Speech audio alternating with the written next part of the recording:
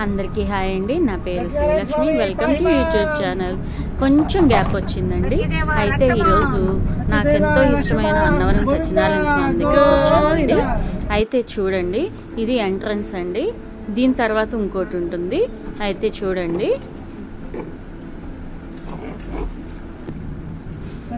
ఇది పైకి వెళ్తున్నాం అన్నమాట, కొండ మీదకి.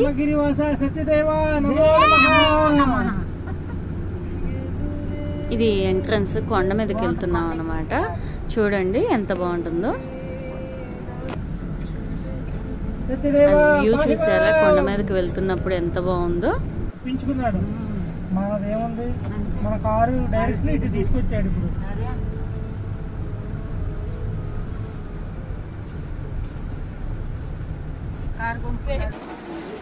అదిగోండి సత్యదేవుని శుభాశీస్సులు. మీ అందరికీ సత్యనారాయణ స్వామి ఆశీస్సులు కలగాలని నేను కోరుకుంటున్నాను.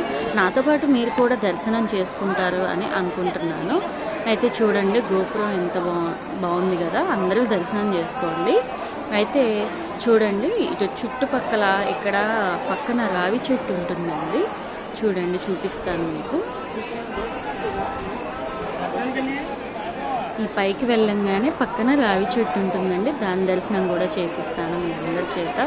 అంటే వెళ్ళలేని వాళ్ళు ఉంటారు, అట్లాగే వెళ్ళాలి అనుకుని కుదరని వాళ్ళు ఉంటారు.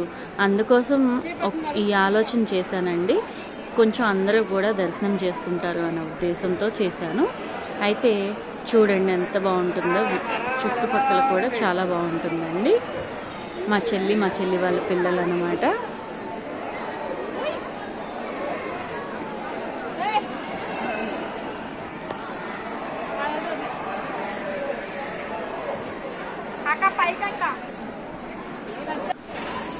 ఇదిగోండి రావి చెట్టు, నేను చెప్పాను కదా, ఇక్కడే అందరూ కూడా దీపం అనేది వెలిగిస్తారనమాట. వెలిగిస్తే చాలా మంచిది అని నమ్మకం అనే కాదు, చాలా మంచిది.